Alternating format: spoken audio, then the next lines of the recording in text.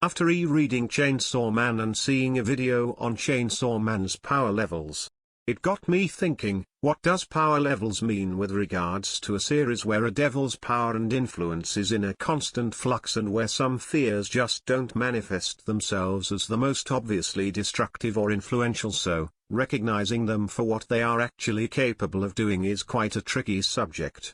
And going even further beyond this, you have to recognize that fears aren't exclusively more powerful than one another. The way they stack up against one another isn't always going to be consistent with how they deal with humans or the wider environment. So, to me, the idea of someone trying to put devils on a long scale from weak to strong feels like a pointless task which also ignores a significant amount of the complexity which comes from dealing with the power system of Chainsaw Man. The only way you could make any sort of argument is to take a snapshot at any point in the series and analysis all devils within the time scale. But even that wouldn't be possible given characters have already died or aren't available for comparison. For instance, do you compare the Gun Devil when it was powered up by the life force of the American people? Do we consider that its base power? Do we hypothesize the power of the Gun Devil in its basis form? The only devils which can be assumed to be significantly on a higher tier are those which hold the title of primal, those devils which have never died and seem to be the oldest among the devils. Any other devil's power can be brought into question. Even Makima's power is a result of circumstances and her efforts to gain strength, but how much is actually her and how much of that is those who she surrounds herself with? How much of that is actually from her contract which grants her a greater level of influence than she might have otherwise possessed? So rather than dealing in plain power level system setting, we should instead deal with devils by splitting them into different categories and observe them on an individual basis within all stages of development. These categories for me would be fears of the non-physical, fears of the physical and fears of the impossible. Fear of the non-physical would be the fears of things such as control. Control isn't a physical concept. You can't point at something and say that is control in its purest form, but you still know what control feel like. It is something which isn't tangible, but it isn't something which is out the realm for us to recognize as an actual thing which exists. It isn't a fear based around nothing but a lack of information or a misunderstand of something which is already in existence.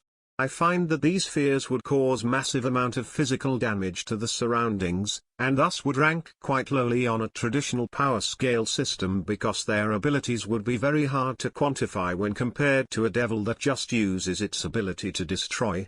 For instance, a controlled devil, without the other devils and contracted, would essentially be powerless, as we saw when it was spawn killed in hell with seemingly very little effort at the end of part 1.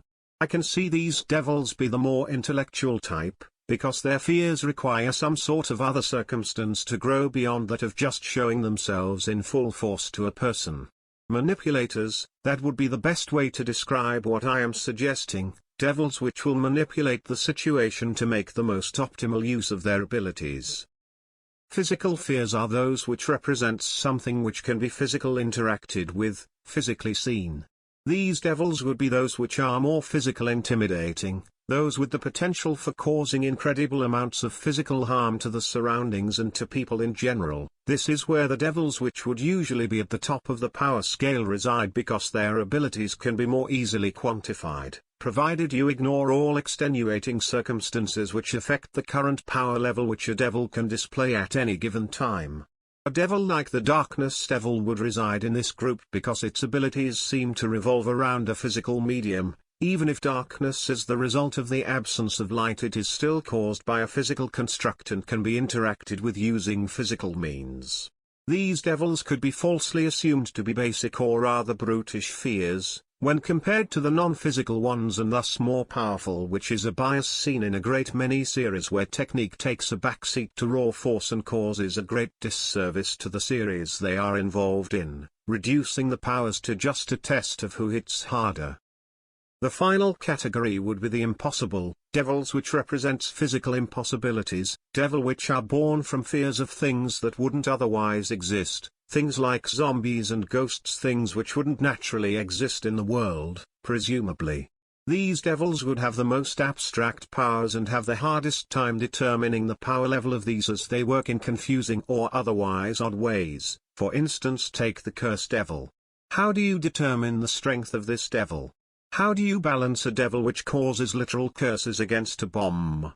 The abstract factor of these powers would make any sort of true comparison take several hours of long and well thought out speculation, contemplating how different contracts and different uses of these abilities might result in differing effects and how they might react under certain conditions. Honestly, of all the categories, this is the one I find would be both the most misunderstood and badly thought out by the power scaling communities, and I would really rather it not happen to Chainsaw Man.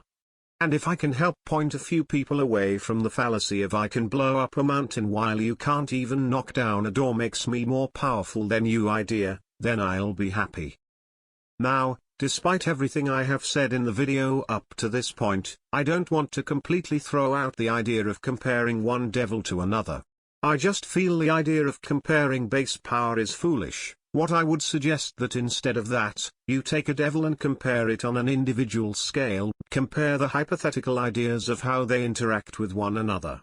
The idea of creating an entire list of comparable power levels for an entire cast of devils, with abilities as potentially complex, unique and with some many ever-changing variables from the fears of a devil's name to the contracts they have, to just what state the devil is in.